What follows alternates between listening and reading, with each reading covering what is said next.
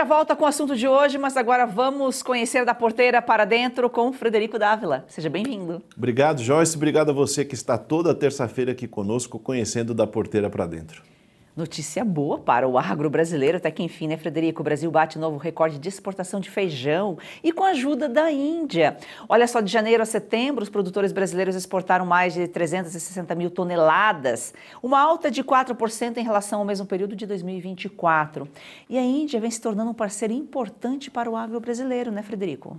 Muito importante. A população de mais de 1 bilhão de habitantes já ultrapassou a população chinesa.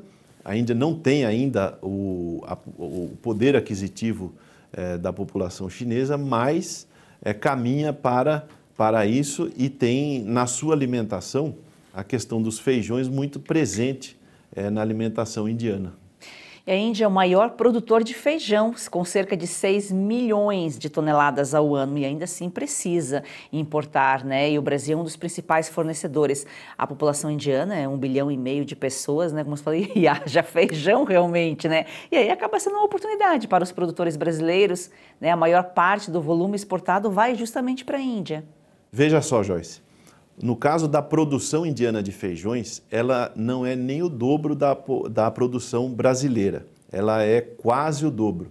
Mas proporcionalmente pela população é pequeno esse consumo, porque por mais que eles importem esse feijão para lá, 360 mil toneladas, nós estamos falando aí em torno de 8 a 10% da produção brasileira, dependendo do ano, obviamente. Então, essa exportação de 360 mil toneladas é muito importante, mas pode ser muito mais, porque a gente, como eu acabei de dizer, se você tem um aumento na renda da população, consequentemente ela se alimenta melhor. Então, se você for pegar o índice de consumo per capita na Índia, mesmo numa alimentação bastante calcada nos feijões, ainda ela é pequena proporcionalmente comparada ao consumo brasileiro per capita. É uma oportunidade para o produtor brasileiro, mas olha só, bem diferente do que acontece no Brasil.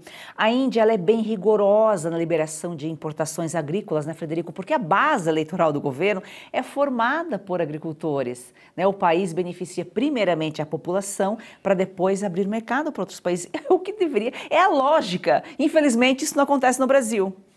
Sim, mas aqui nós somos grandes exportadores de praticamente tudo que nós produzimos, né?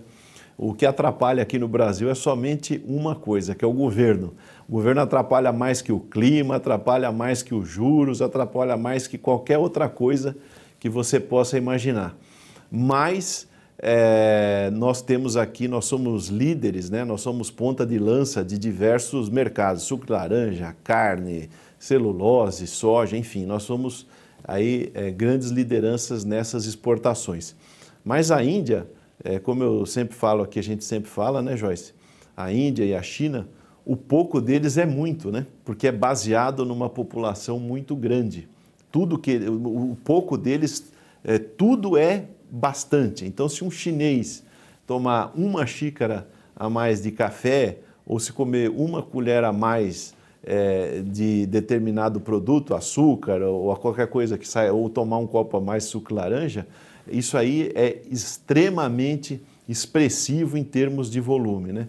Então nós temos aí um mercado na Índia bastante grande e também de outros países da Ásia, né, que são bastante populosos, como por exemplo o Vietnã, que tem praticamente a população do Brasil ali no Vietnã. Então nós temos no mercado asiático de forma geral, grandes consumidores e que podem se tornar grandes consumidores de produtos que hoje ainda não são consumidos per capitamente falando, num volume, numa proporção considerável de acordo com a população desses países. Quero abrir um parênteses aqui para lembrarmos como o Lula tenta prejudicar o agro. Lá na Índia, eles só abrem para outros países quando não tem o suficiente. Agora aqui no Brasil, me ajuda aqui, Frederico. Teve o caso da tilápia importada do Vietnã, você falou Vietnã várias vezes aqui, importada do Vietnã, que era um produto de origem duvidosa. Questão do leite, que atrapalha o produtor brasileiro. Nós temos a questão do arroz, que ele tentou ano passado e não conseguiu.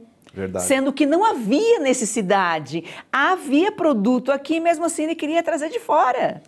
Isso é uma política totalmente ideológica, né? Que ele faz isso, Joyce, sempre com o intuito de prejudicar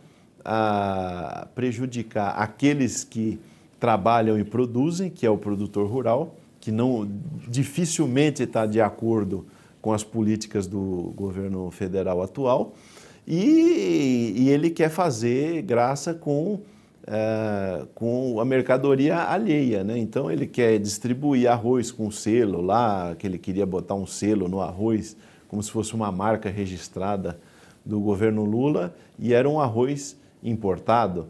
E também queria fazer isso com leite em pó do Uruguai, e queria também fazer isso, você citou peixes, né? Mas também quis fazer isso com milho, algumas outras vezes, né?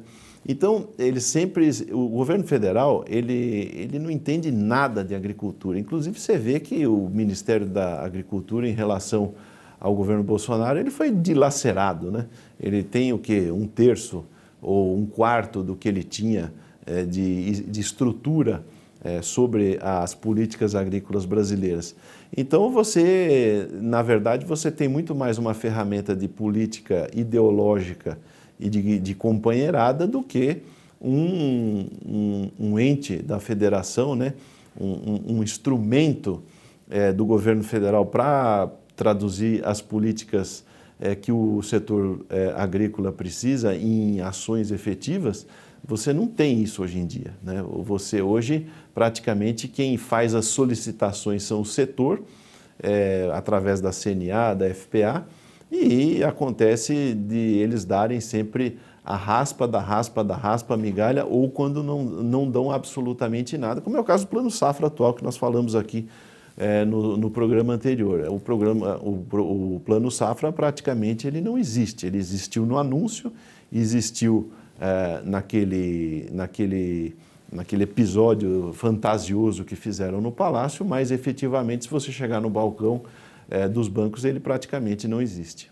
A Índia é um parceiro importante, mas os produtores de feijão brasileiros também exportam para o Paquistão, Portugal, África do Sul.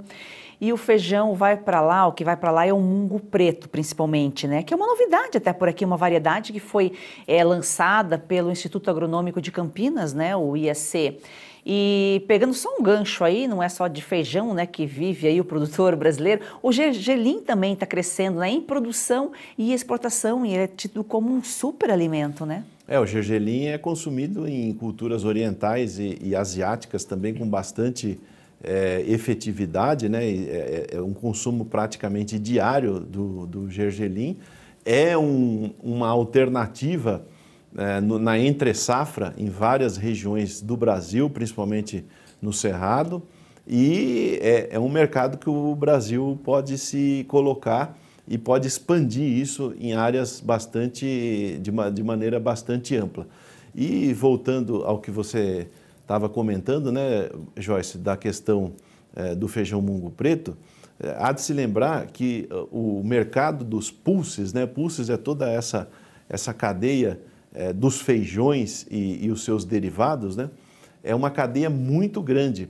E você tem o Brasil tem a condição, o produtor rural brasileiro tem a condição de produzir esses pulses específicos, desde que haja um mercado demandante sério e que a gente consiga se colocar nesses mercados e também permanecer, porque para permanecer você tem que ter uma efetividade e uma constância na demanda, que é o que acontece com os grandes mercados de milho, de soja, que você tem uma constância na demanda e aí você, consequentemente, tem um estímulo aqui na base produtora para continuar produzindo aquela cultura. Se você não tiver uma constância, você dificilmente vai ter a recorrência do produtor para investir na cultura. E para isso o governo precisa não atrapalhar o produtor rural, que é a prática, o esporte da prática principal do governo federal é atrapalhar o produtor rural brasileiro.